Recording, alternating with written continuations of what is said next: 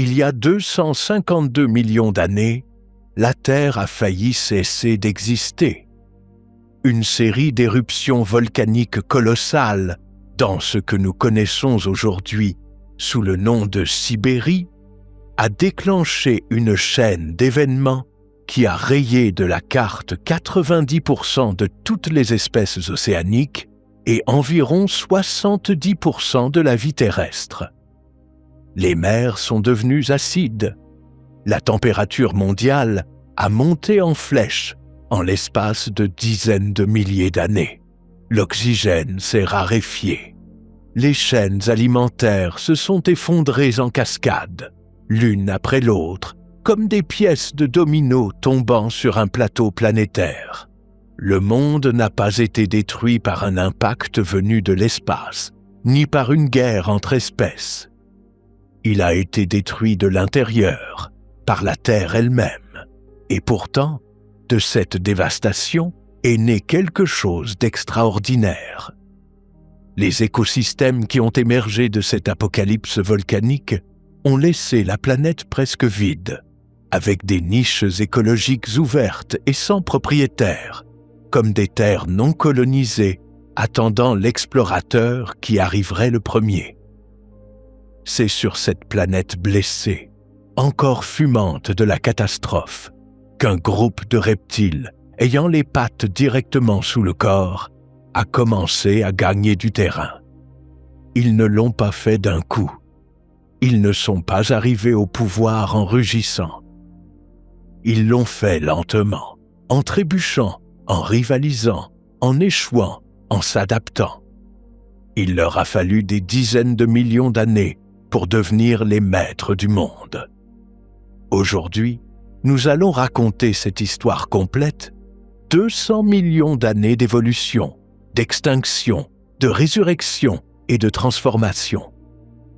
Depuis les premiers reptiles survivants du Permien jusqu'à l'astéroïde qui a tout changé. Depuis les dinosaures de la taille d'un chien jusqu'aux titans de 40 mètres. Depuis les créatures qui couraient à quatre pattes sur les rives des fleuves triassiques jusqu'aux animaux qui passent aujourd'hui en volant devant votre fenêtre. Parce que cette dernière partie n'est pas une métaphore. C'est la vérité la plus déconcertante de toute cette histoire. Avant qu'il n'existât un seul dinosaure, la planète vivait sous le signe de la violence géologique. Au cours des derniers millions d'années de la période permienne, les territoires qui forment aujourd'hui le nord de l'Asie étaient un enfer. D'énormes fissures ouvertes dans la croûte terrestre ne lançaient pas des gaz lors d'éruptions ponctuelles comme celles que nous connaissons aujourd'hui. C'étaient des crevasses kilométriques à la surface qui, pendant des dizaines de milliers d'années, n'ont pas cessé d'expulser de la lave, de la poussière et du dioxyde de carbone. Les roches basaltiques laissées par ces éruptions couvrent encore aujourd'hui près d'1 million de milles carrés du territoire sibérien.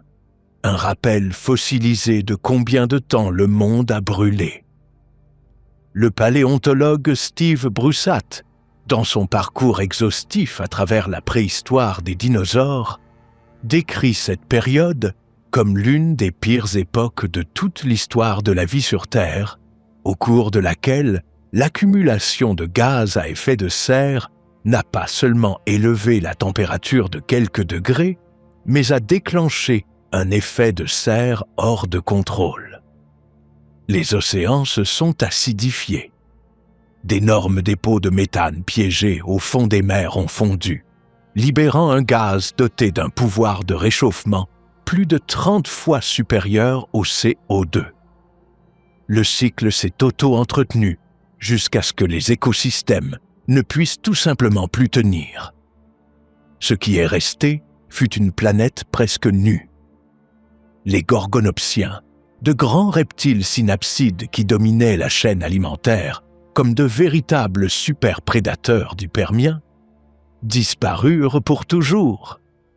Avec eux s'en allèrent les pareiasaures, les dicynodontes et des dizaines de groupes qui avaient mis des millions d'années à évoluer. Leurs empreintes, parfaitement conservées dans le registre fossile de gisements tels que la carrière de Zakomi en Pologne, disparaissent brusquement dans les roches et ne réapparaissent plus. Ce qui vient après cette ligne dans le registre géologique est une histoire différente.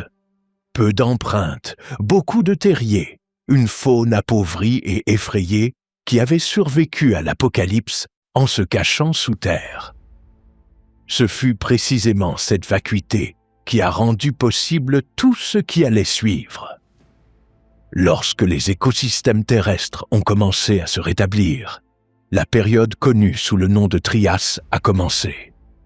Et dans ce monde presque vierge, un groupe de reptiles dotés d'une caractéristique anatomique particulière a commencé à gagner du terrain, les archosaures. Leur nom signifie « reptiles dominants », bien qu'à ce moment-là, ils étaient très loin de l'être. Ce qui les définissait était la posture de leurs membres, situés directement sous le corps, au lieu d'être étendus vers les côtés, comme chez la plupart des reptiles. Cela les rendait plus efficaces pour la locomotion et permettait le développement de tailles corporelles plus importantes.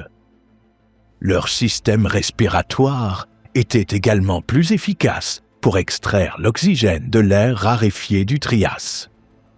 Les archosaures se divisèrent bientôt en deux grandes branches évolutives. L'une donnerait naissance aux crocodiles modernes. L'autre, beaucoup plus prolifique et diverse, mènerait aux ptérosaures, aux oiseaux et bien sûr aux dinosaures. Mais pour en arriver aux dinosaures, nous devons d'abord nous arrêter sur leurs prédécesseurs immédiats. Des créatures dont les empreintes fossiles racontent l'histoire d'une transition presque imperceptible. Dans le petit village polonais de Strykowice, caché parmi les broussailles au bord d'un ruisseau, se trouvent des dalles de roche qui contiennent l'un des messages les plus importants de l'histoire de la vie. Si l'on sait regarder, on peut voir sur ces dalles des empreintes minuscules, 5 doigts à l'avant, 3 doigts principaux avec une autre paire réduite à des moignons sur les côtés, un bord arrière droit et tranchant.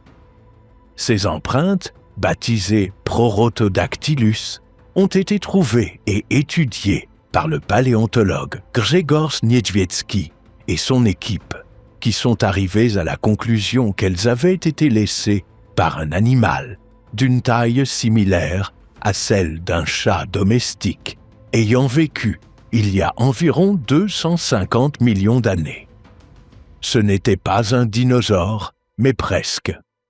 C'était ce que les scientifiques appellent un dinosauromorphe, un membre du groupe qui inclut les dinosaures et leurs plus proches parents. Ces branches juste en dessous de la floraison proprement dinosaurienne dans l'arbre de la vie. La clé résidait dans les détails. Les empreintes étaient très étroites, avec très peu de séparation entre le côté gauche et le côté droit.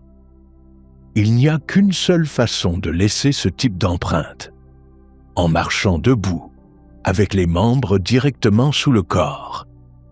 Cette façon de se déplacer, si commune pour nous, était en réalité extraordinairement rare dans le monde animal de l'époque.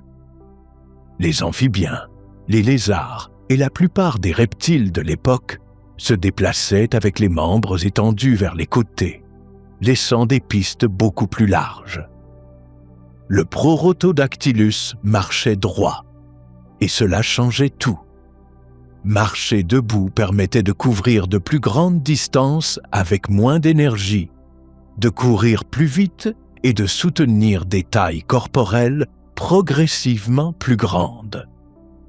Dans les écosystèmes chaotiques post-extinction du Permien, Lorsque les règles évolutives habituelles furent suspendues et que les niches vides attendaient d'être occupées, cet avantage s'avéra décisif.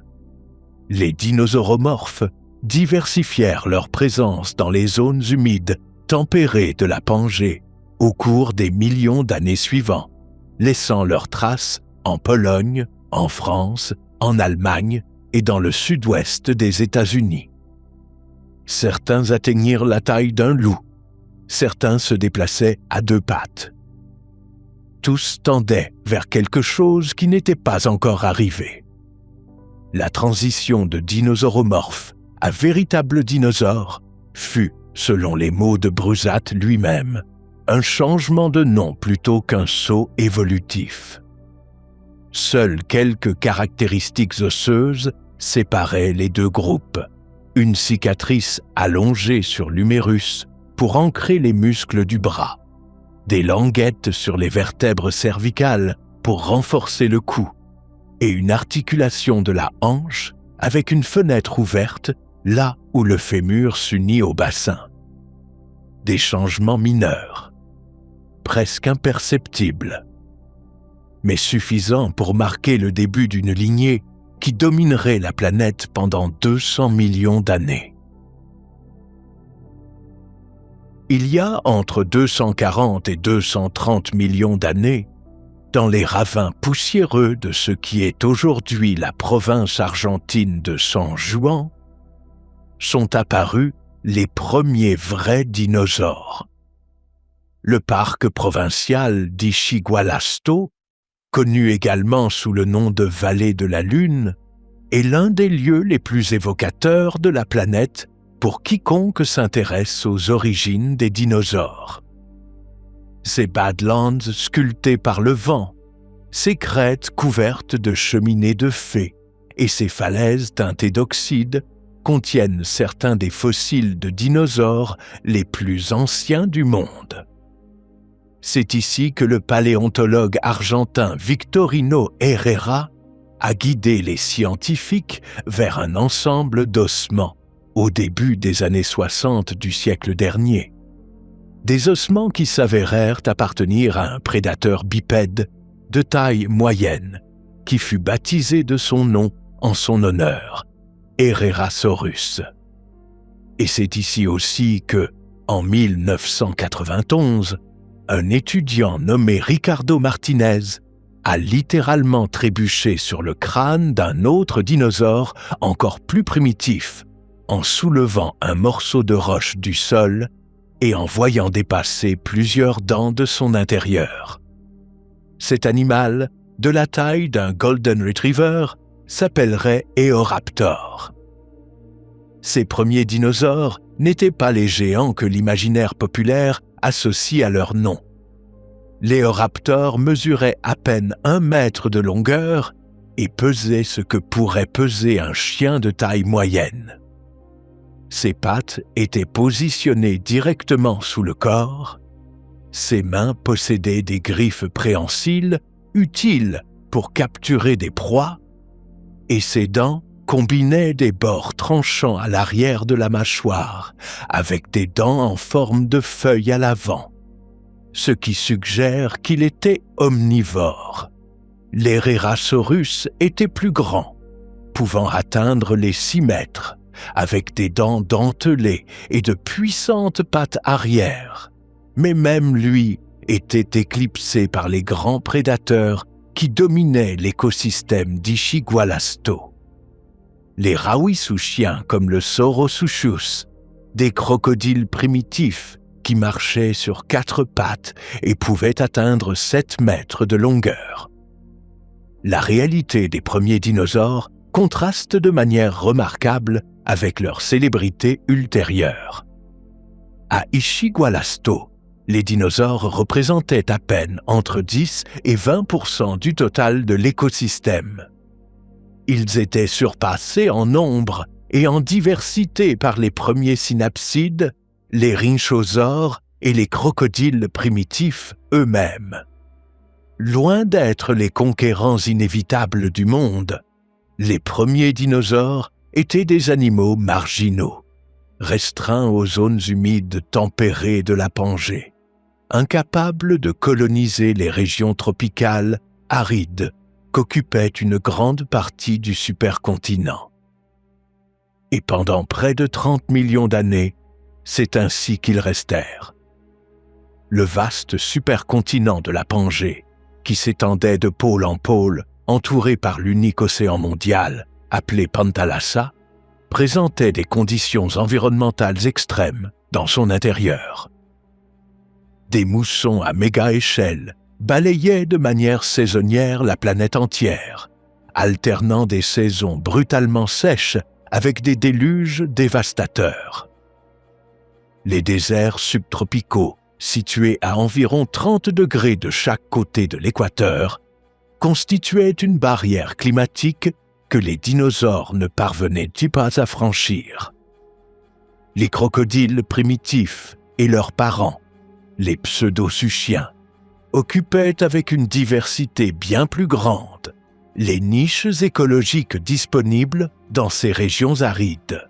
Prussat a conçu une analyse statistique exhaustive comparant la diversité morphologique des dinosaures et des pseudosuchiens pendant le Trias. Et le résultat fut sans équivoque. Les pseudosuchiens étaient significativement plus diversifiés en termes anatomiques durant toute la période, expérimentant davantage de régimes alimentaires, de comportements et de stratégies de survie. Les dinosaures n'étaient pas les élus. Ils étaient simplement des individus parmi tant d'autres, essayant de survivre sur une planète qui ne leur appartenait pas encore. Et puis, la Terre trembla à nouveau. Il y a 201 millions d'années, exactement à la frontière entre le Trias et le Jurassique, le supercontinent de la Pangée commença à se déchirer de l'intérieur. Les forces qui, pendant des dizaines de millions d'années, avaient tendu la croûte terrestre depuis l'Est et l'Ouest arrivèrent à leur point de rupture. Le long de ce qui allait devenir la côte Est de l'Amérique du Nord, d'énormes fissures s'ouvrirent à la surface, et le magma qui s'accumulait sous pression depuis des millions d'années trouva enfin une issue. Ce qui suivit ne ressemble à aucune éruption volcanique connue dans l'histoire humaine. Pendant environ 600 000 ans, en 4 grandes impulsions d'activité, des quantités inimaginables de lave jaillirent des fissures de la Pangée. Certains de ces flux atteignirent des épaisseurs cumulées de près de 1000 mètres. En tout, plus de 3 millions de milles carrés du centre du supercontinent furent ensevelis sous la roche volcanique. Les émanations de dioxyde de carbone déclenchèrent un réchauffement climatique accéléré. Les températures augmentèrent de 3 à 4 degrés Celsius dans un temps géologiquement très court. Plus de 95% des plantes s'éteignirent. Les chaînes alimentaires s'effondrèrent de nouveau. Cette fois, cependant, les perdants furent autres. Les grands pseudosuchiens, les rowisuchiens qui avaient maintenu les dinosaures à distance pendant des dizaines de millions d'années, disparurent presque en totalité. Les phytosaures, avec leurs longues mâchoires de crocodile, les éthosaures cuirassés, les puissants prédateurs du Trias tardif, tous furent balayés par la catastrophe volcanique. Des pseudosuchiens, seuls survécurent quelques types de crocodiles primitifs, spectateurs de second rang qui ne récupéreraient jamais le rôle de premier plan dont leurs ancêtres avaient joui.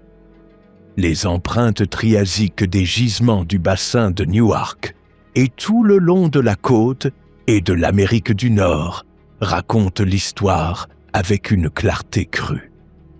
Avant les volcans, les dinosaures représentaient à peine 20% de toutes les empreintes.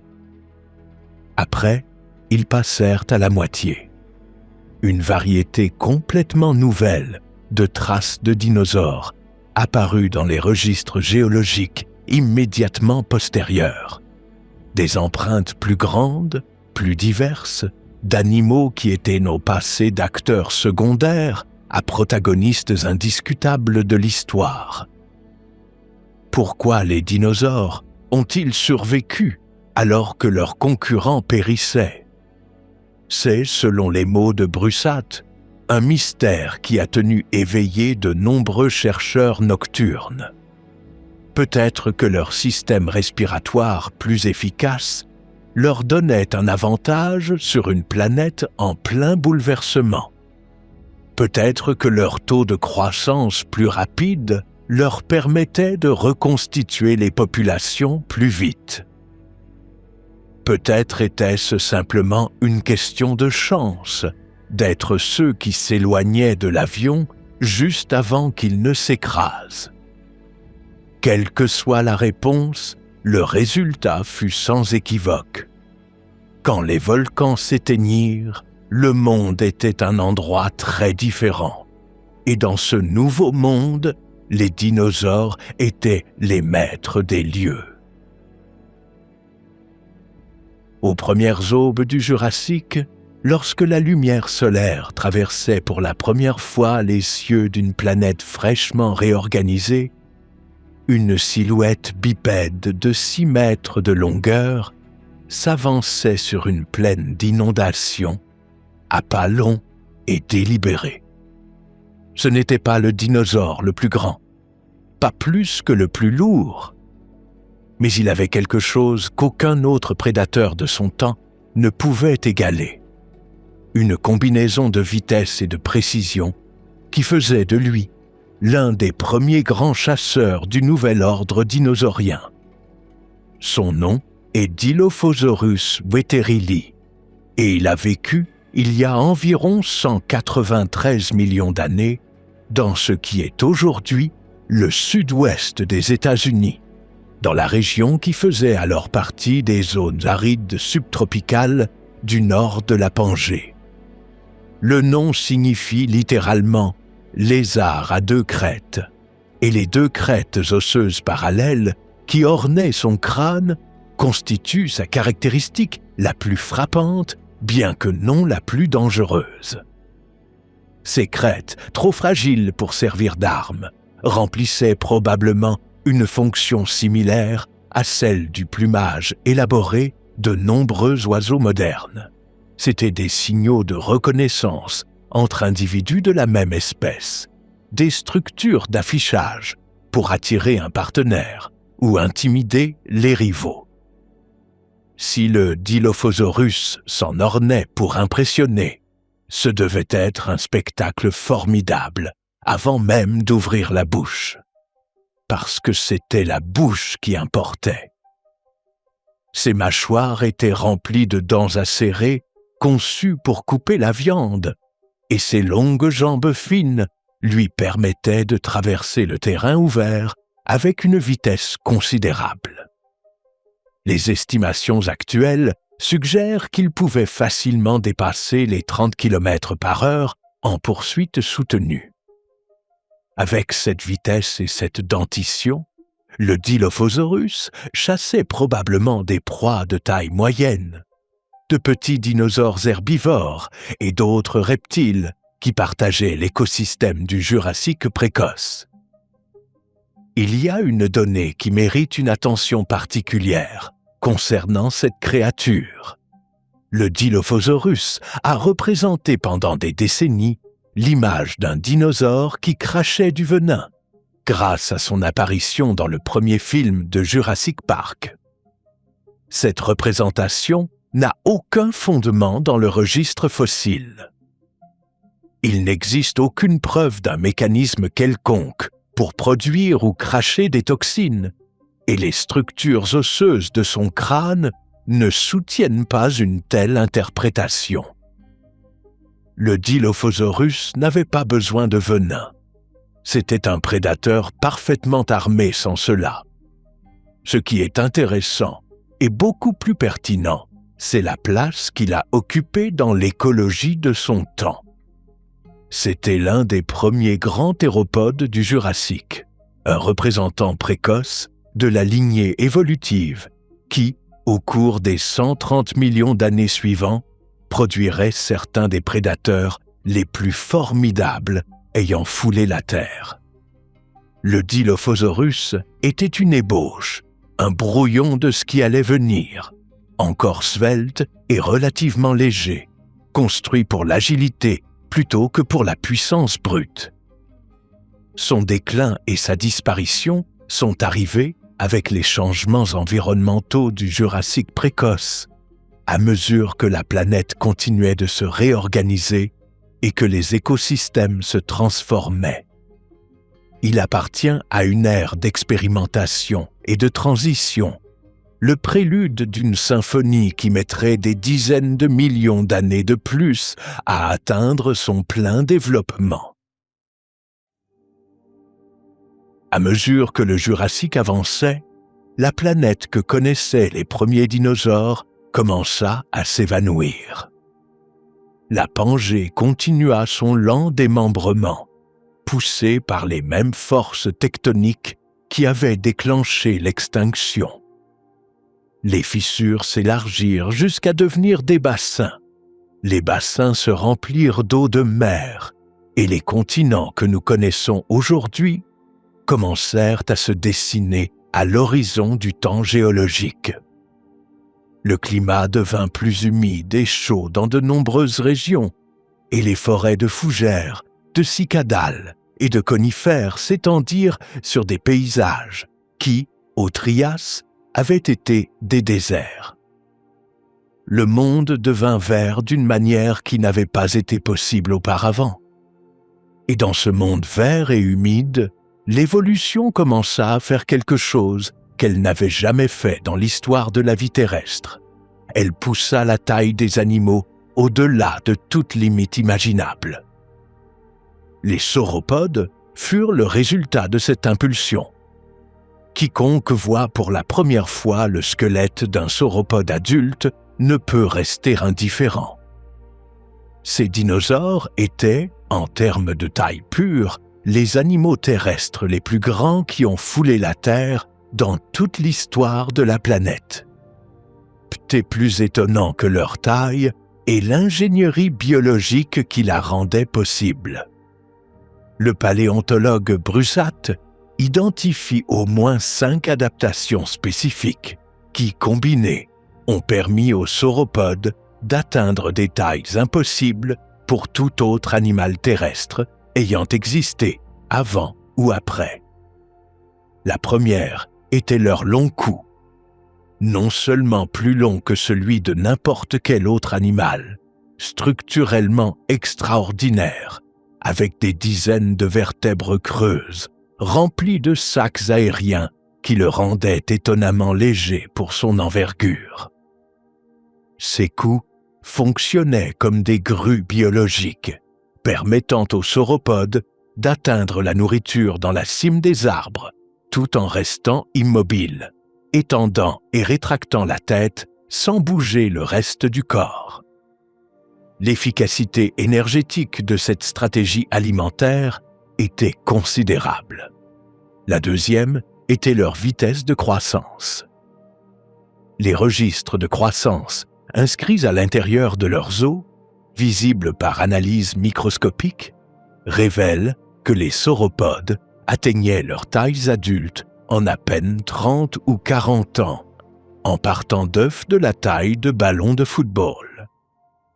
Ce taux de croissance, incomparablement plus rapide que celui de n'importe quel reptile moderne, indique une physiologie plus proche de celle des oiseaux que de celle des lézards. La troisième était leur système respiratoire. Les sauropodes, comme tous les dinosaures théropodes, possédaient des poumons de type aviaire, dans lesquels l'air circule dans une seule direction, extrayant de l'oxygène, tant pendant l'inhalation que pendant l'exhalation. Ce système est si efficace qu'il permet aux oiseaux modernes de voler à des altitudes où la concentration d'oxygène serait fatale pour un mammifère. Les sacs aériens qui étendaient ce système dans tout l'intérieur du squelette, envahissant les os et créant des chambres légères d'air en leur sein, réduisaient le poids du squelette sans compromettre sa résistance. La quatrième adaptation était la structure même du squelette, robuste là où il avait besoin de l'être, mais extraordinairement léger, grâce précisément à ces mêmes sacs aériens qui perforaient les os comme une éponge de haute ingénierie. La cinquième était la dissipation de la chaleur. Toute cette masse de sacs aériens et de poumons qui circulaient à l'intérieur du corps agissait comme un système de climatisation naturelle, permettant de dissiper l'excès de température qui s'accumulait inévitablement dans un corps de dizaines de tonnes. Imaginez la scène. Une créature de 27 mètres de longueur, avançant avec des mouvements lents et délibérés dans les plaines fluviales du Jurassique tardif, son cou étendu vers la cime des arbres avec la même naturalité qu'un bras humain atteint une étagère. Sa queue longue et musclée balait l'air derrière elle, comme un contrepoids vivant. Il n'y a presque aucun bruit. Ses pas sont profonds et feutrés, et son alimentation est presque silencieuse, le doux craquement des branches cédant sous la pression méthodique de sa bouche. Cette image est celle du Diplodocus carnegie, l'un des dinosaures les plus emblématiques de la formation de Morrison en Amérique du Nord, déposé il y a environ 155 millions d'années dans une bande de 13 États de l'Ouest américain, qui constitue l'un des trésors fossiles les plus extraordinaires de la planète. Son nom honore le magnate Andrew Carnegie, dont le financement a permis au début du XXe siècle l'excavation de spécimen type qui est aujourd'hui exposé dans plusieurs musées du monde comme symbole de la grandeur dinosaurienne. Le Diplodocus était, en termes de longueur, l'un des sauropodes les plus étendus de son temps, bien que non le plus lourd. Son cou contenait des douzaines de vertèbres finement sculptées pour maintenir à la fois flexibilité et résistance, tandis que son squelette, rempli de cavités d'air, lui permettait d'être relativement léger pour sa taille démesurée. Les chercheurs estiment que son poids tournait autour de 10 à 15 tonnes, modeste pour ses proportions, grâce précisément à cette architecture osseuse creuse. Ses dents étaient petites et en forme de crayon, regroupées à l'avant du museau. Cette dentition l'empêchait de consommer de la végétation dure. C'est pourquoi il se spécialisait dans l'arrachage des feuilles des branches avec un mouvement de râteau, secouant la tête horizontalement pour détacher la végétation sans couper par des morsures fortes. Cette stratégie alimentaire spécifique le différenciait d'autres sauropodes du même écosystème, comme le Camarasaurus et le Brachiosaurus, qui avaient des dents plus robustes et espacées pour consommer des plantes plus dures. La diversité des bouches chez les sauropodes de la formation de Morrison reflète un phénomène que les écologues modernes appellent le partage de niches. De multiples espèces coexistant parce qu'elles se spécialisent dans des ressources différentes, évitant la compétition directe. Il y a quelque chose qui vaut la peine d'être souligné. L'image du Diplodocus comme une créature lente et inerte, qui bougeait à peine, est inexacte. Les études sur ces pistes fossiles et la structure de ses membres indiquent un animal capable de se déplacer avec détermination, et certains chercheurs suggèrent que son énorme queue, capable de bouger à grande vitesse à son extrémité, pouvait agir comme un fouet supersonique de défense contre les prédateurs. un son capable de dépasser la barrière du son, produit non pas par une arme biologique élaborée, mais simplement par la masse et la vitesse de cet appendice musculaire. Le Diplodocus a partagé son monde avec ses rivaux herbivores, avec des douzaines d'espèces mineures et avec les grands prédateurs qui les surveillaient depuis les marges de l'écosystème. Il fut l'un des derniers de son lignage. Vers la fin du Jurassique et le début du Crétacé, sa branche évolutive commença à décliner, déplacée par une nouvelle génération de sauropodes qui prendrait le relais dans un monde en transformation. À environ 300 km au sud de l'endroit où paissaient les troupeaux de Diplodocus, dans les mêmes plaines d'inondation de la formation de Morrison, vivait un sauropode qui défiait même les standards extraordinaires de son propre groupe. Si le Diplodocus impressionnait par sa longueur, le Brachiosaurus altithorax impressionnait par sa hauteur. À la différence de la majorité des sauropodes, dont les pattes avant étaient plus courtes que les pattes arrière, le Brachiosaurus avait une configuration inverse. Ses membres antérieurs étaient plus longs, ce qui inclinait son corps vers l'avant et vers le haut comme une girafe gigantesque, permettant à son cou d'atteindre verticalement des hauteurs allant jusqu'à 12 mètres au-dessus du sol, soit l'équivalent d'un immeuble de 4 étages. C'était le sauropode de l'arbre le plus haut de la forêt jurassique.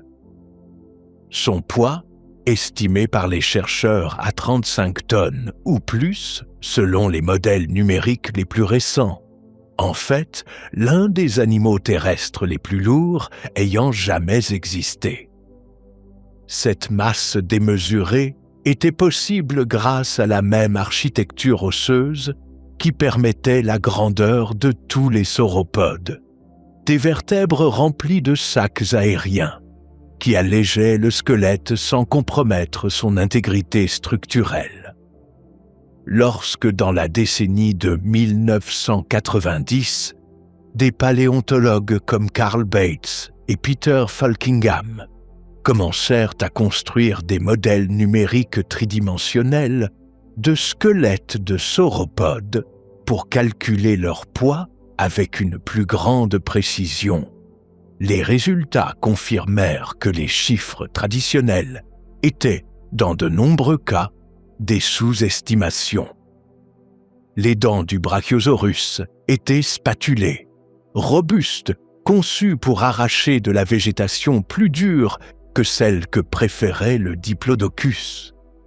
Il accédait aux cimes des arbres qu'aucun autre herbivore ne pouvait atteindre, et l'on pense que sa grande masse corporelle lui permettait de traiter de la végétation de moindre qualité nutritive en grande quantité, s'alimentant pendant la majeure partie de la journée pour satisfaire un métabolisme que les scientifiques estiment devoir consommer plusieurs centaines de kilogrammes de matière végétale par jour.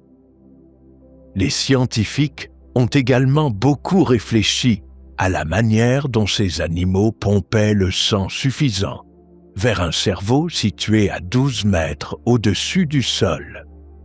Les calculs indiquent que le cœur d'un adulte de Brachiosaurus devait peser environ 230 kilos et générer une pression sanguine extraordinaire pour déplacer le volume de sang nécessaire à chaque battement.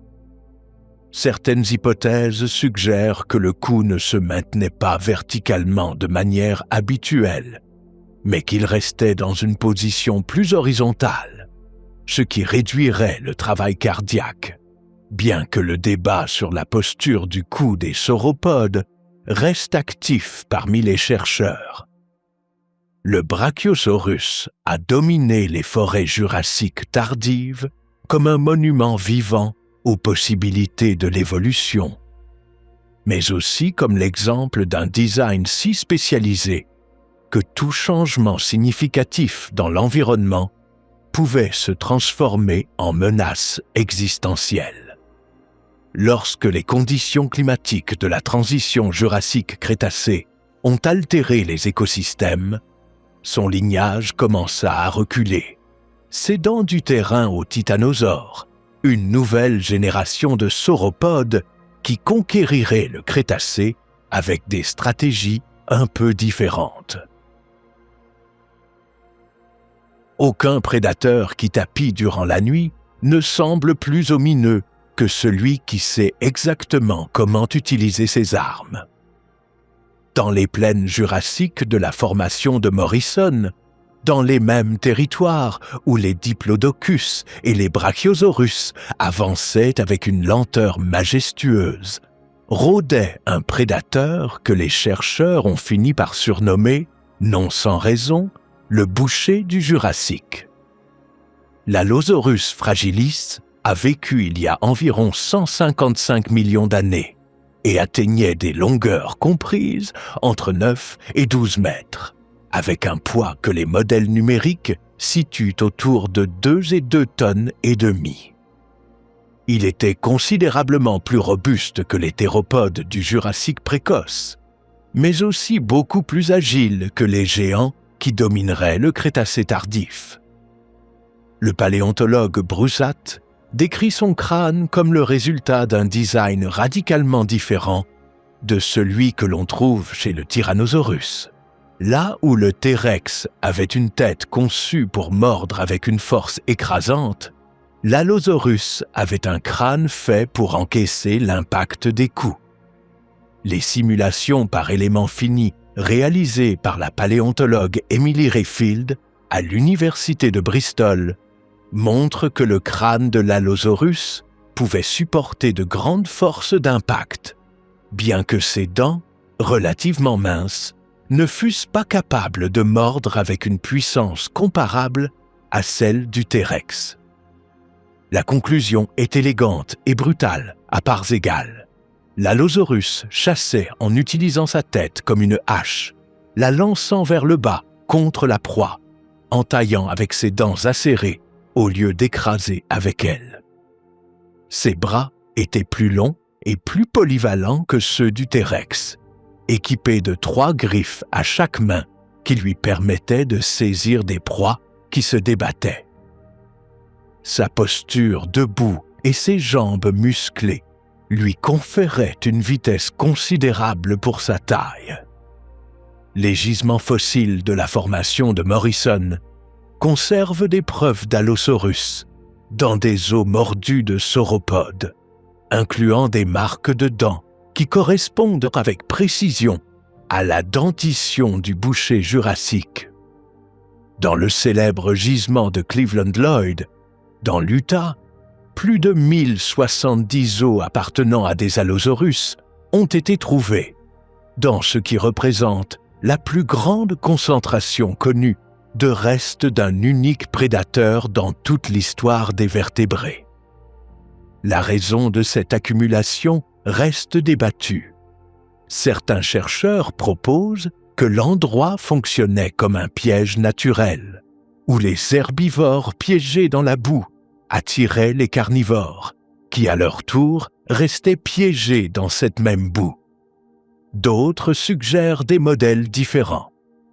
Ce que le gisement confirme, c'est que l'Allosaurus était extraordinairement commun dans son écosystème, le prédateur dominant d'un monde où les herbivores les plus grands mesuraient 30 mètres et pouvaient peser 40 tonnes. Il y a quelque chose de profondément perturbant dans le destin de l'Allosaurus. Il a disparu en même temps que les grands sauropodes du Jurassique dans cette période de changements climatiques et environnementaux qui a marqué le passage au Crétacé. Avec son extinction, le trône du prédateur suprême de l'Amérique du Nord est resté vacant pendant des millions d'années, avant d'être réclamé par un lignage qui était resté longtemps dans l'ombre. Avant qu'il n'existât le Tyrannosaurus rex, Avant qu'il n'existât même les grands carcharodontosaures qui ont dominé le Crétacé précoce et moyen, a vécu un tyrannosaure. Il était de la taille d'un chien. La découverte de Kilescus en 2010 dans les roches jurassiques de la région de Krasnoïarsk, en Sibérie centrale, a fourni la preuve que le lignage des tyrannosaures avait une origine beaucoup plus ancienne que ce que l'on supposait, plus de 100 millions d'années avant que le T-Rex n'arrive au pouvoir. Ce que nous connaissons aujourd'hui comme la famille des tyrannosaures, ce lignage de superprédateurs qui dominerait le Crétacé tardif, a commencé comme un groupe de petits prédateurs qui vivaient sous la domination d'autres chasseurs plus grands. 1 an avant la découverte de Kilescus, le paléontologue chinois Zhu Xing avait déterré dans le nord-ouest de la Chine 2 squelettes presque complets d'un tyrannosaure primitif de taille similaire, enterrés ensemble dans des cendres volcaniques, un adulte et un juvénile qui semblaient être morts ensemble durant une éruption. Ils les ont nommés Guanlong, dragon de la couronne, en référence à la frappante crête osseuse Mohawk qui parcourait le sommet de son crâne. Le Guanlong pesait environ 70 kg, avait les jambes longues et minces d'un coureur rapide, et ses bras étaient longs et équipés de 3 griffes par main, complètement différents des membres antérieurs, vestigiaux des grands tyrannosaures tardifs. Il vivait sous l'ombre de prédateurs comme le Monolophosaurus et le Sinraptor, un parent de l'Allosaurus de 9 mètres de longueur qui le dépassait largement en taille et en pouvoir. Pendant environ 80 millions d'années, les tyrannosaures sont restés dans cet état de second rang. C'étaient des prédateurs de taille moyenne ou petite, occupant des niches dans la végétation dense, mangeant des lézards, de petits mammifères et des proies modestes. Les preuves fossiles de Dilong et Eutyrannus en Chine, d'Eotyrannus en Angleterre et de Stoxosaurus en Amérique du Nord suggèrent une distribution globale de ces prédateurs mineurs tout au long du Jurassique et du Crétacé précoce, vivant toujours à l'ombre des véritables géants de leur temps. Mais dans cette période longue et apparemment marginale, des changements subtils se produisaient qui s'avéreraient décisifs.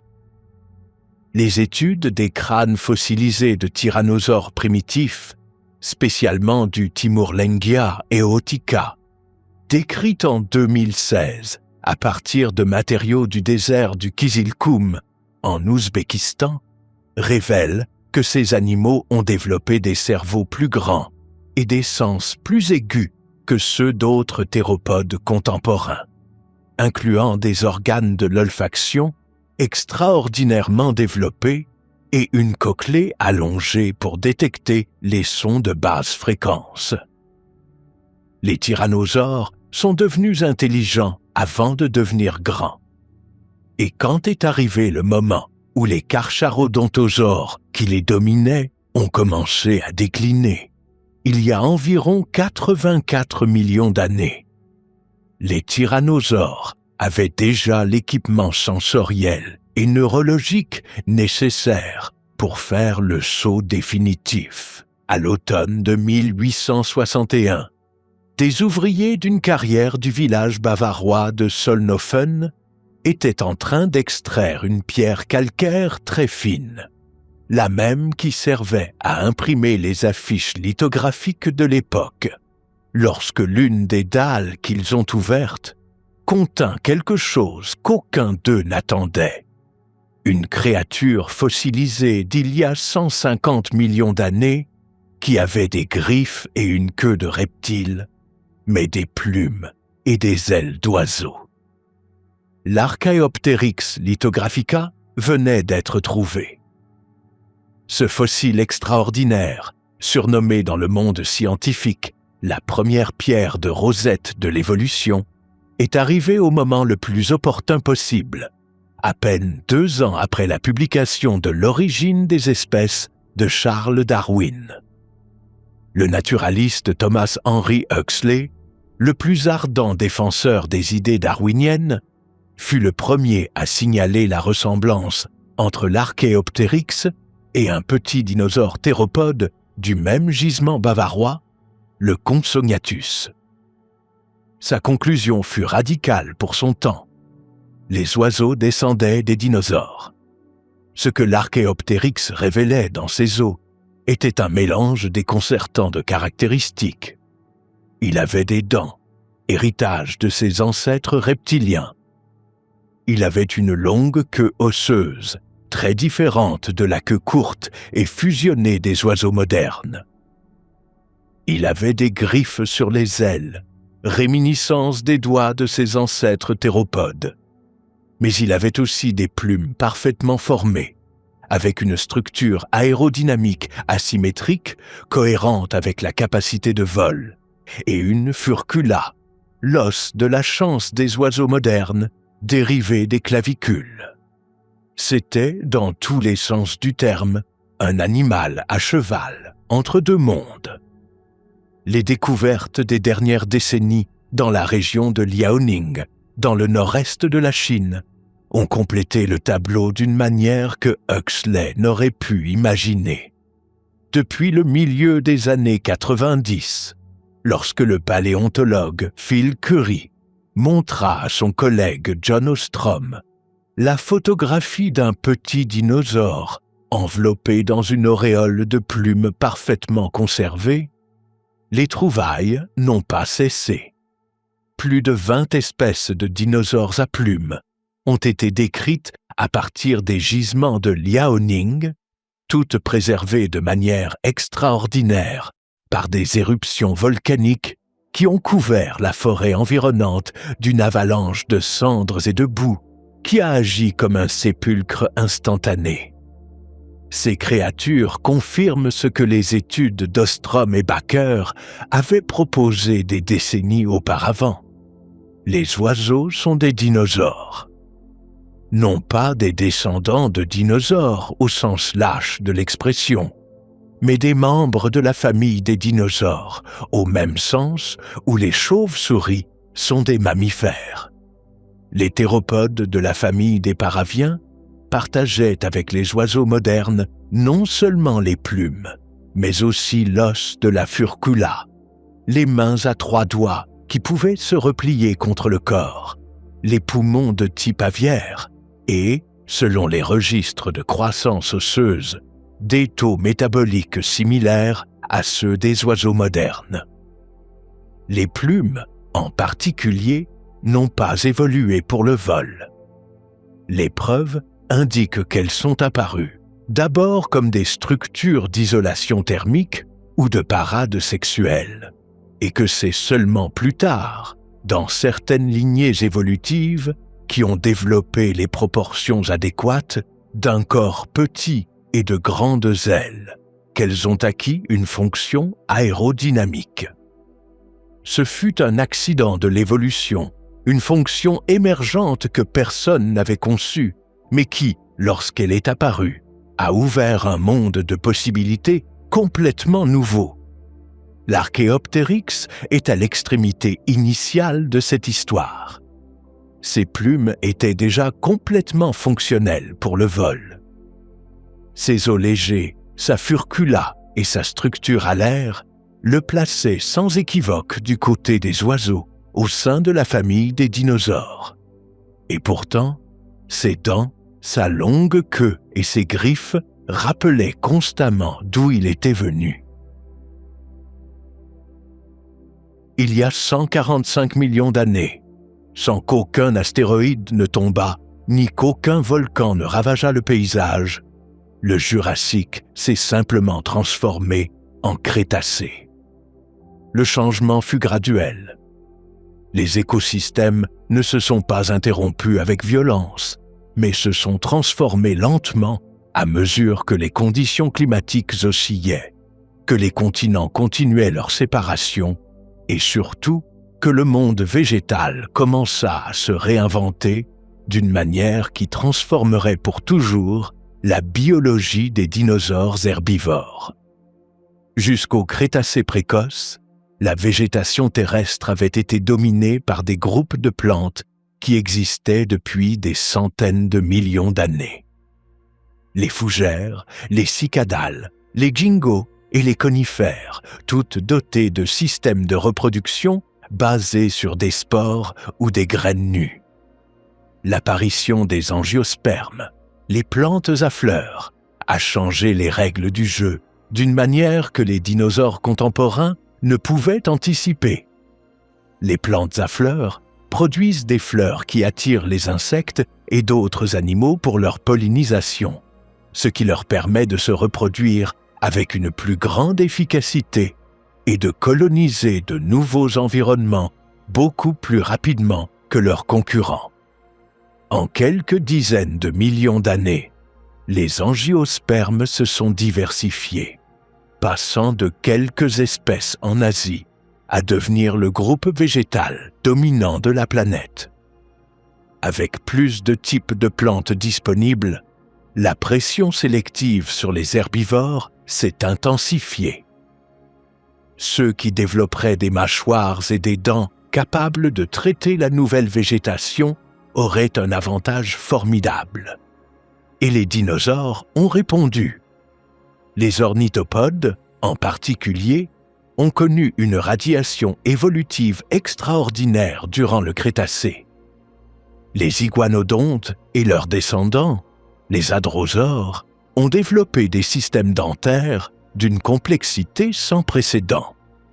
Des centaines de dents empaquetées dans des structures connues sous le nom de batteries dentaires, qui formaient des surfaces de broyage capables de triturer la végétation la plus dure.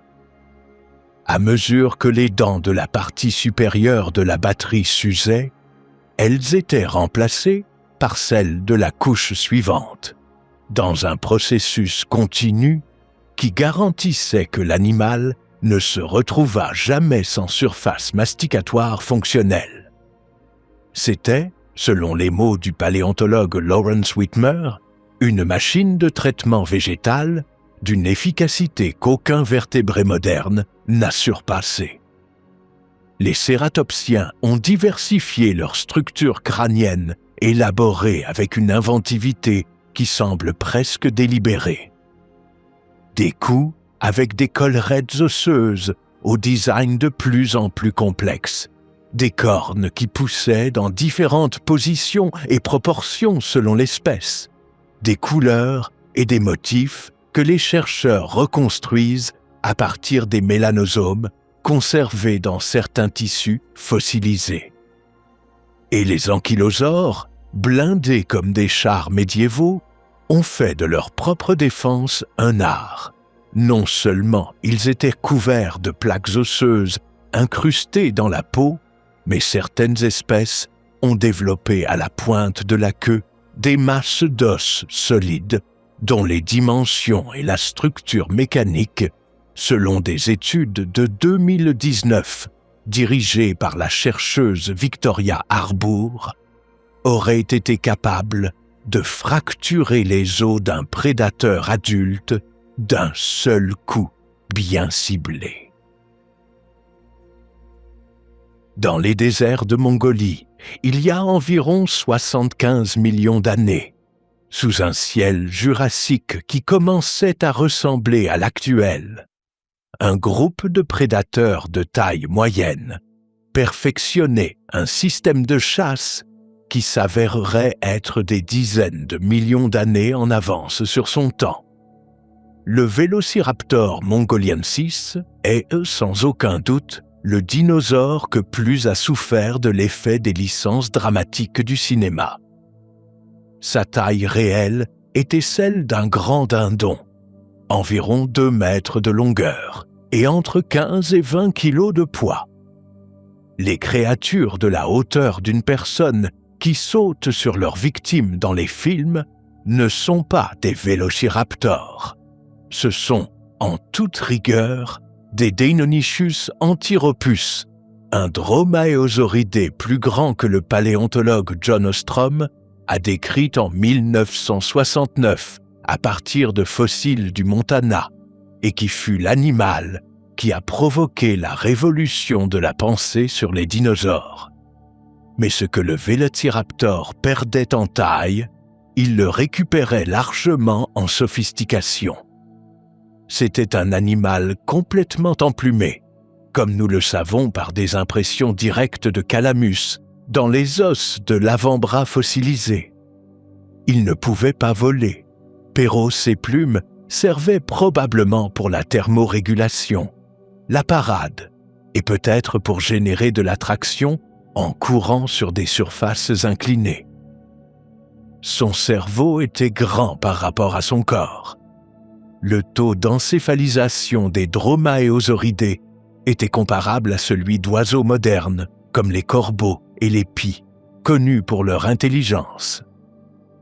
Sa griffe en faucille, le trait qui lui a donné son nom informel de raptor, n'était pas une arme de coupe, mais probablement un instrument pour saisir et fixer la proie pendant que l'animal l'immobilisait avec ses mâchoires et ses griffes des mains. L'un des fossiles les plus extraordinaires du monde l'affronte en combat éternel avec sa proie, le dinosaure combattant, découvert dans le désert de Gobi en 1971, qui montre un vélociraptor avec ses griffes insérées dans la gorge d'un Protoceratops andrewsi, tandis que ce dernier serre avec son bec le bras du prédateur. Tous deux sont restés ensevelis dans une dune de sable déstabilisée qui les a engloutis instantanément, préservant un moment de violence d'il y a 75 millions d'années avec une clarté qu'aucun document humain ne peut égaler. Le lignage des dromaeosauridés auquel appartenait le vélociraptor est le même qui, dans des branches évolutives différentes, a conduit vers les oiseaux modernes. Les vélociraptors étaient des parents proches des animaux qui ont finalement conquis les cieux.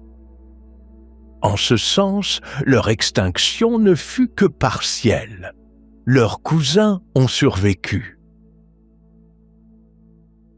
Sur les marges d'un fleuve abondant d'Afrique du Nord, il y a environ 95 millions d'années, la surface de l'eau bougeait à peine. Rien de ce qui observait ce calme depuis la rive n'aurait pu anticiper ce qui émergeait depuis les profondeurs. Une silhouette colossale avançait depuis le lit avec des étapes lentes et délibérées, son dos strié par une voile osseuse qui s'élevait à presque 2 mètres sur sa colonne, et aussi le plus étrange. Son nom, Spinosaurus aegyptiacus. Décrit à l'origine à partir de matériaux que l'aristocrate allemand Ernst Stromer von Reichenbach a extraits d'Égypte au début du XXe siècle et qui ont été détruits par un bombardement allié sur Munich en 1944, le Spinosaurus fut pendant des décennies un fantôme scientifique. L'anthropologue Nizar Ibrahim, qui ont révélé la vérité étonnante de cet animal. Les nouveaux matériaux, déterrés du désert du Sahara au Maroc, ont montré un dinosaure différent de tout autre connu.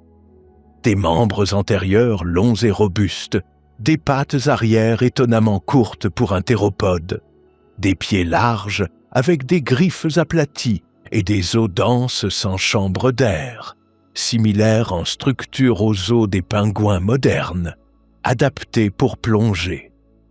Le SPIA. Certains chercheurs proposent que c'était une structure de thermorégulation, d'autres qu'elle remplissait des fonctions de parade, et d'autres encore qu'elle pourrait avoir formé une bosse de tissu graisseux similaire à celle du bison. Le consensus actuel favorise la fonction de parade combinée avec la reconnaissance intraspécifique bien que la question demeure ouverte, placée par les carcharodontosaures et ensuite par les tyrannosaures. Son extinction a fait partie de ce réarrangement des superprédateurs qui a défini la seconde moitié du Crétacé. Il y a entre 68 et 66 millions d'années, dans les plaines côtières de l'ouest de l'Amérique du Nord, baignées par la mer intérieure qui divisait le continent du nord au sud, a existé l'animal le plus célèbre qui ait jamais foulé la surface de la Terre. Le Tyrannosaurus rex, lézard tyran roi, nom qui combine le grec et le latin avec une pomposité que la bête méritait peut-être, n'a pas été découvert par un académicien de salon, mais par un récolteur de terrain nommé Barnum Brown, un chasseur de fossiles d'origine humble des prairies du Kansas, qui en 1902 a trouvé dans les Badlands du Montana un ensemble d'os de proportions jamais vues auparavant. La découverte a été annoncée au monde en 1905 par Henry Fairfield Osborn, directeur du Musée américain d'histoire naturelle de New York, qui l'a décrit comme l'animal lutteur le plus formidable qui ait jamais existé. Le New York Times l'a célébré comme le roi des dinosaures. 120 ans de recherche scientifique intensive ont confirmé que la renommée du T-Rex est pleinement justifiée, bien que les détails soient plus complexes et fascinants que n'importe quel film pourrait le dépeindre. En termes de taille, les adultes atteignaient entre 12 et 13 mètres de longueur et pesaient entre 7 et 8 tonnes, selon les calculs basés sur l'épaisseur des os fémoraux. Sa tête mesurait presque 1,5 mètre de longueur et contenait plus de 50 dents en forme de poutres de chemin de fer, avec des bords dentelés capables de perforer et ensuite de déchirer. L'expérience conçue par le paléontologue Greg Erickson pour simuler la force de morsure du T-Rex, dans laquelle une réplique de sa dent a été pressée contre un os de Triceratops jusqu'à faire une perforation, a donné comme résultat une force de 13 400 newtons par dent, l'équivalent du poids d'une camionnette de cargaison, ou 3 fois la force de morsure du crocodile de mer, le mordeur plus puissant du monde actuel. Mais le T-Rex no mordait pas une seule fois. Il mordait et tordait dans ce que les chercheurs nomment alimentation de perforation et de traction. L'animal plantait ses dents et ensuite les traînait vers l'arrière, déchirant avec la force simultanée de la mâchoire et le mouvement du cou. Les os des herbivores trouvés dans les mêmes dépôts où se rencontrent des restes de T-Rex présentent des marques de dents qui ne correspondent pas à une morsure propre, mais à ce mouvement de traînée. Le T-Rex était le seul dinosaure connu capable de broyer des os, non par accident, mais de manière systématique. Ses coprolites fossilisés sont pleins de fragments osseux. Ses jambes étaient puissantes per au pas, contrairement à l'Iconica scène de Jurassic Park, capable de poursuivre un véhicule à vitesse d'autoroute. Les modèles informatiques du chercheur John Hutchinson, qui simulent la biomécanique des mouvements de grands reptiles et d'oiseaux, estiment la vitesse maximale du T-Rex entre 16 et 40 km par heure, dépendant des suppositions du modèle. Pour courir plus vite, il aurait eu besoin que sus-muscles des quarts arrière supposassent plus de 85% de sa masse corporelle totale, quelque chose de biologiquement impossible. Le T-Rex était un embusqué, non un coureur de fond.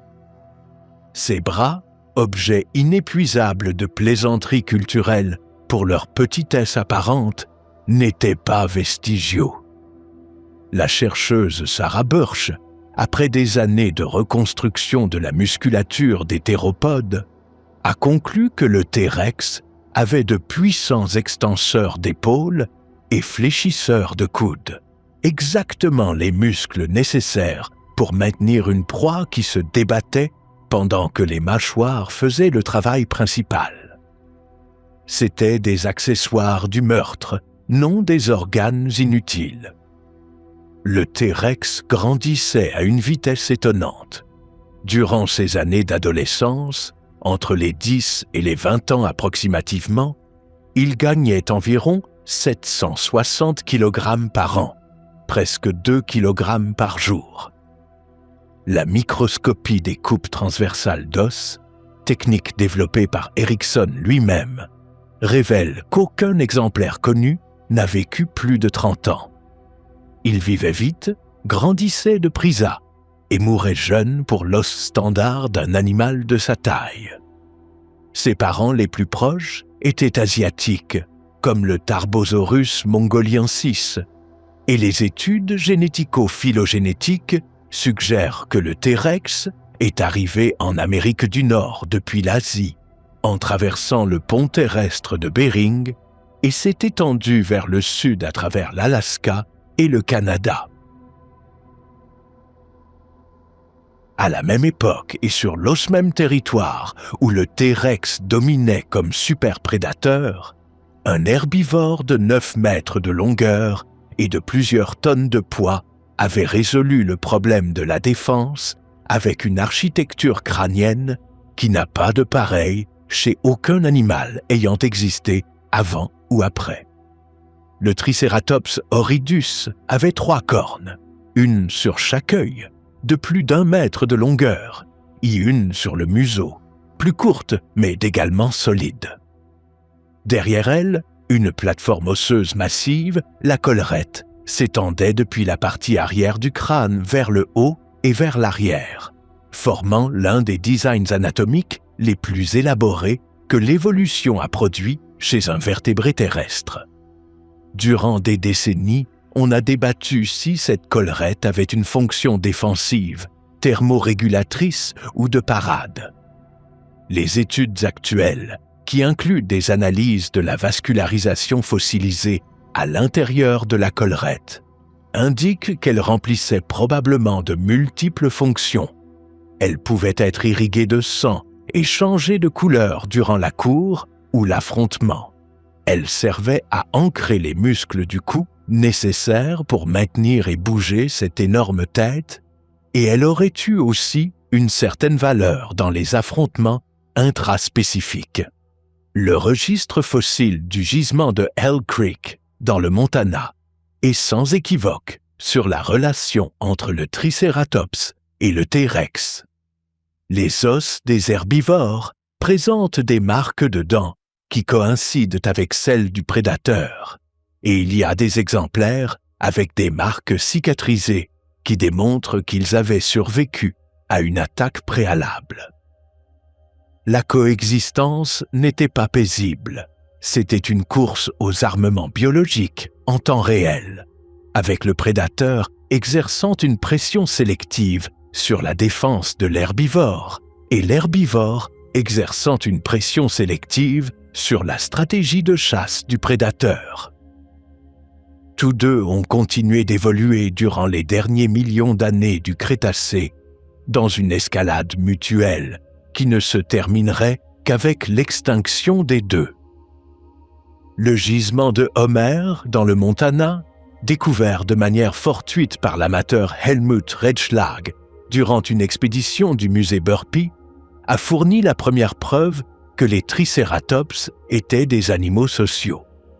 3 individus, baptisés Homer, Bart et Lisa, étaient enterrés ensemble au même endroit, ce qui suggère qu'ils vivaient en groupe.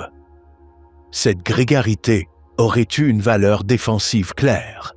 De multiples individus avec des cornes détectent le prédateur avec une plus grande anticipation et offrent une réponse collective plus contondante. Tous les herbivores du Crétacé tardif n'ont pas répondu à la pression des prédateurs avec des cornes et de la vitesse. Certains ont opté pour le blindage absolu.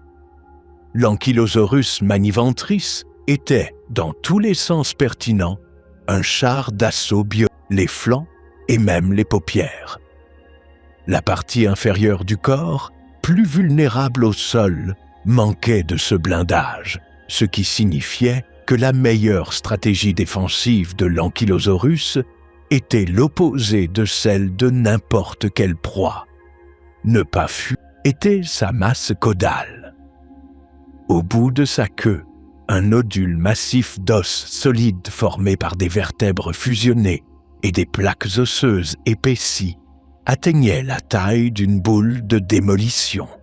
Une étude publiée en 2010, impulsée par les muscles caudaux de l'animal à la vitesse adéquate, était suffisant pour fracturer les os des membres d'un prédateur adulte.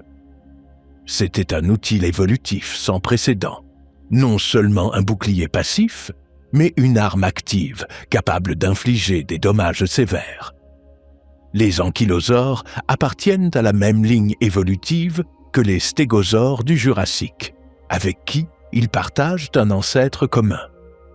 Alors que les stégosaures ont décliné vers la fin du Jurassique, les ankylosaures ont connu durant le Crétacé leur plus grande diversification, remplissant la niche d'herbivores blindés sur presque tous les continents.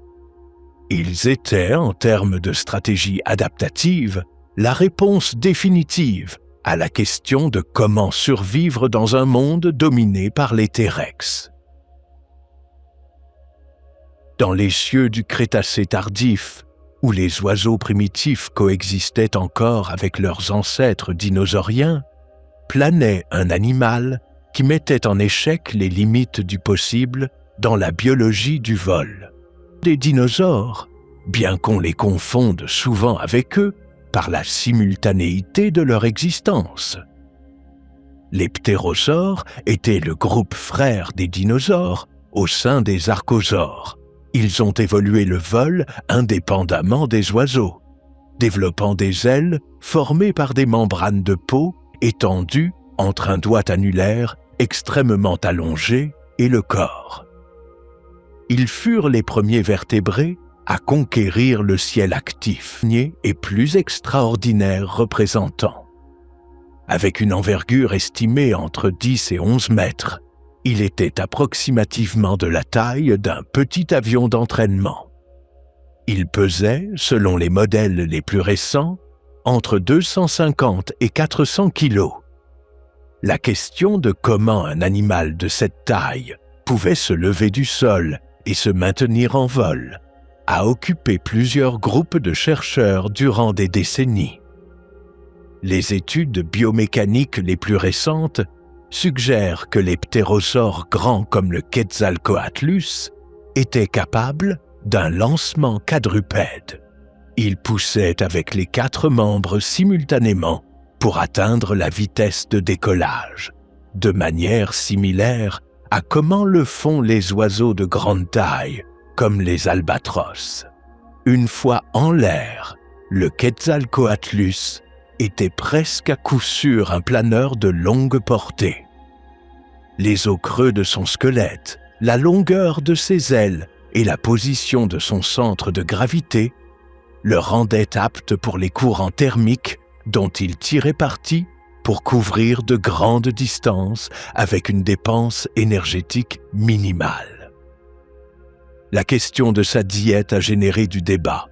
Certains chercheurs proposent qu'il s'alimentait principalement de poissons, argumentent qu'il s'alimentait de petits vertébrés terrestres qu'il attrapait en marchant par terre, dans une stratégie similaire à celle des cigognes modernes, mais à une échelle qui défie l'imagination. Le Quetzalcoatlus a volé sur les derniers écosystèmes du Crétacé, partageant le ciel avec les ancêtres directs des oiseaux modernes, jusqu'à ce que la catastrophe de la fin de la période le biffa du registre, ensemble avec tous les autres ptérosaures. Il y a 66 millions de ans, dans les plaines alluviales de l'ouest de l'Amérique du Nord, la vie avait atteint un niveau de complexité et de sophistication qui représentait le pinacle de 200 millions d'années d'évolution dinosaurienne.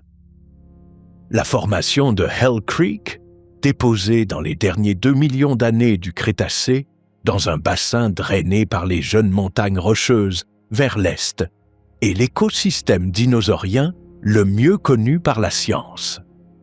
En elle, nous trouvons le T-Rex comme super prédateur absolu, le Tricératops comme herbivore mégaphonique dominant, représentant selon certaines études plus de 40% des fossiles de dinosaures du gisement, l'Edmontosaurus comme le grand hadrosaure de troupeau qui alimentait les prédateurs, et l'Ankylosaurus comme la forteresse ambulante qui les défiait de l'attaquer. Mais l'écosystème était beaucoup plus que ces noms célèbres. Les petits carnivores dromaeosauridés, parents du vélociraptor, poursuivaient des lézards, des mammifères et des dinosaures juvéniles dans la végétation dense. Les troodons, avec un cerveau relativement plus grand que celui du T-Rex en proportion de son corps, combinaient des diètes d'insectes, de petits mammifères et probablement d'œufs. Les oviraptorosaures, créatures avec des crêtes d'os sur le crâne et des becs sans dents, s'alimentaient de mollusques, de graines et de tout ce qu'ils trouvaient. Les Pachycéphalosaurus résolvaient leurs disputes en choquant leur coupole crânienne de 20 cm d'épaisseur avec une force que les études biomécaniques estiment capable de générer des accélérations de plusieurs centaines de grammes, comparables à celles d'un accident de motocyclette de haute vitesse. Dans les fleuves et les lacs du système hydrique de Hell Creek, nageaient des crocodiles qui partaient l'eau avec des poissons osseux, des tortues et, occasionnellement, des dinosaures qui s'approchaient pour boire. Dans le ciel, les ptérosaures comme le Quetzalcoatlus coexistaient avec une variété croissante d'oiseaux qui avaient déjà beaucoup plus en commun avec les oiseaux modernes qu'avec leurs ancêtres théropodes. Et dans la pénombre des marges de la forêt, les mammifères, encore petits et nocturnes, attendaient sans le savoir le tour que la histoire leur avait réservé. C'était un monde extraordinairement riche, et il était sur le point de finir. À peine quelques heures après que le Soleil eut illuminé pour la dernière fois le Crétacé de l'Amérique du Nord, il y a 66 millions d'années, un objet qui voyageait silencieusement à travers le système solaire depuis des millions d'années traversa l'atmosphère terrestre à plus de 20 km par seconde. L'astéroïde avait un diamètre d'environ 10 km. Ce n'était pas le plus grand que le système solaire eût produit, ni même le plus grand ayant frappé la Terre au cours de son histoire. Pourtant, sa taille, sa vitesse, son angle d'entrée dans l'atmosphère, combiné à la composition particulière des roches marines du lieu de l'impact, la plateforme de carbonate du Yucatan au Mexique, provoquèrent une catastrophe d'échelle planétaire sans comparaison dans les derniers 500 millions d'années de l'histoire de la vie complexe. Le cratère de Chicxulub, aujourd'hui enfoui sous la péninsule mexicaine, mesure près de 180 km de diamètre pour une profondeur supérieure à 20 km. L'énergie libérée lors de l'impact équivalait à la détonation simultanée de milliards de bombes nucléaires. La roche située sous le point d'impact se vaporisa instantanément. Les ondes sismiques générées furent peut-être les plus importantes que la planète ait jamais connues dans toute son histoire géologique enregistrée.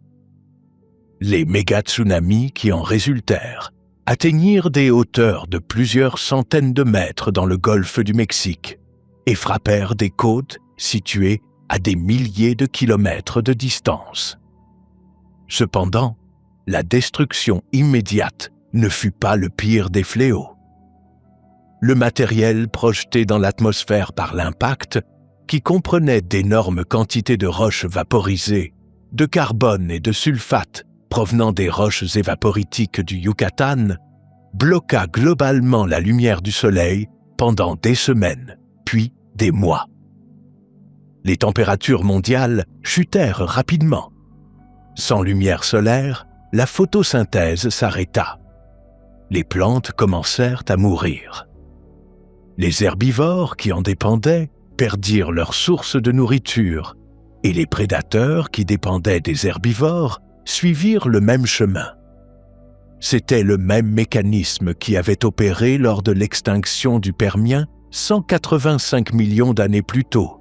Mais cette fois, la cause venait de l'espace. La preuve de cet impact et de ses conséquences est inscrite dans la roche du monde entier, au sein de la couche d'iridium, un élément extraordinairement rare dans la croûte terrestre, mais abondant dans les météorites, qui marque la transition entre le Crétacé et le Paléogène, dans des milliers de gisements sur tous les continents.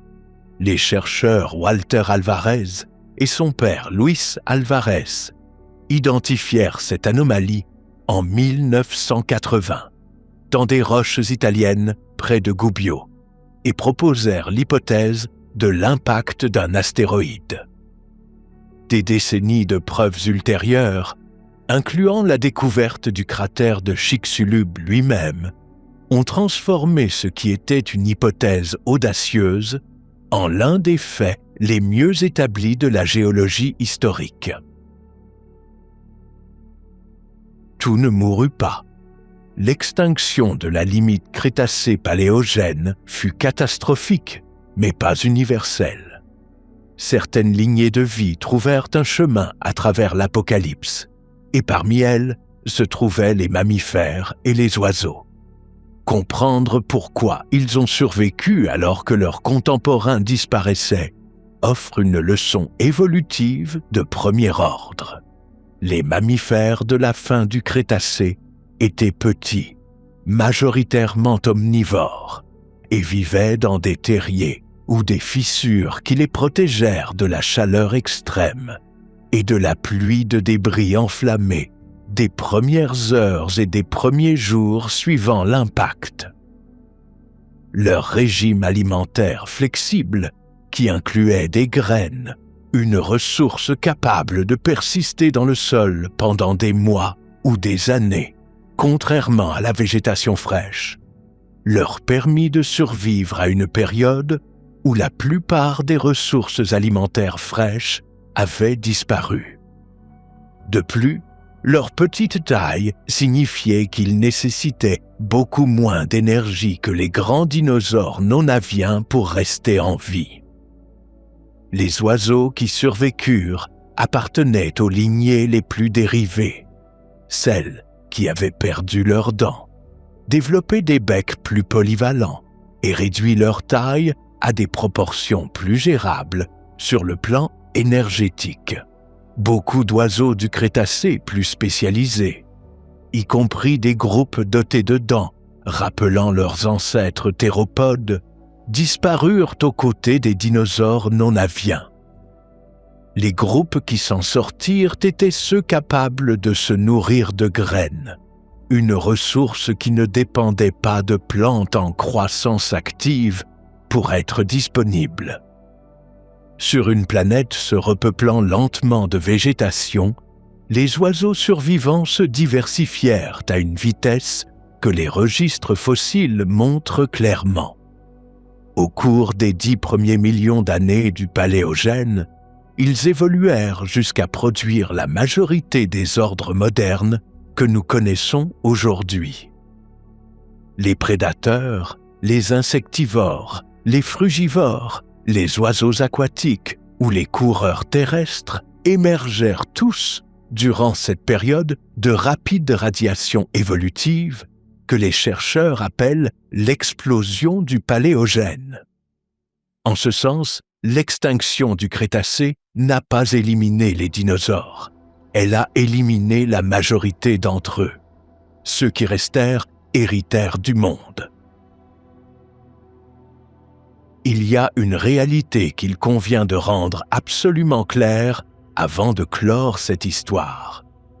Lorsque nous disons que les dinosaures se sont éteints il y a 66 millions d'années, nous manquons de précision. Les dinosaures non-aviens, le T-Rex, le Tricératops, le Diplodocus, toute la créature que nous avons passée en revue, ont disparu à ce moment-là. Mais les dinosaures aviens ont non seulement survécu, ils ont prospéré. Aujourd'hui, il existe plus de 10 000 espèces de dinosaures sur la planète. Nous les connaissons sous le nom d'oiseaux. Il ne s'agit ni d'une métaphore, ni d'une licence poétique. C'est une affirmation taxonomique exacte. Les oiseaux sont un sous-groupe des dinosaures théropodes, exactement de la même manière que les chauves-souris sont un sous-groupe des mammifères. Partager des ancêtres communs avec d'autres mammifères ne fait pas des chauves-souris des mammifères symboliques. Cela en fait des mammifères littéralement. De la même façon, le moineau qui cherche des miettes sur une place urbaine est un dinosaure qui appartient au même lignage que le vélociraptor. Il possède des plumes dérivées des mêmes structures de parade qui couvraient les théropodes du Jurassique, pond des œufs comme ses ancêtres du Trias, prend soin de ses petits comme les oviraptorosaures qui couvaient leurs nids au Crétacé, possède des poumons à flux unidirectionnels comme le Brachiosaurus, une furcula comme le Diplodocus et une vision binoculaire comme le T-Rex. Dans une perspective plus large, l'extinction du Crétacé-Paléogène ne fut pas la mort des dinosaures, mais leur réduction de milliers d'espèces à quelques dizaines ayant survécu à l'hiver d'impact. Et de ces quelques dizaines ont surgi, au cours des 66 derniers millions d'années, 10 000 espèces qui peuplent tous les continents, tous les océans et tous les habitats de la planète. Les dinosaures n'ont jamais disparu. Ils sont simplement devenus plus petits, se sont mis à voler et sont restés parmi nous. 200 millions d'années d'histoire contenues dans des os, des empreintes, des coquilles d'œufs et des fragments de plumes conservés dans la roche.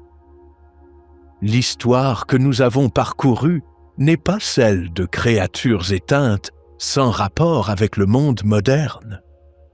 C'est l'histoire de la façon dont la vie se relève de la catastrophe.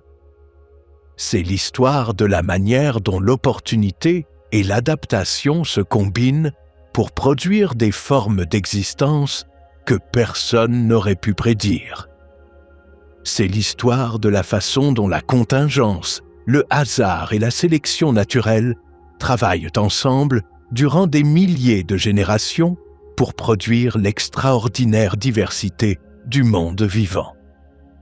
Les dinosaures non-aviens ont disparu parce que l'univers leur a lancé un astéroïde qu'ils ne pouvaient pas éviter. Mais ils avaient survécu pendant 200 millions d'années à tout le reste.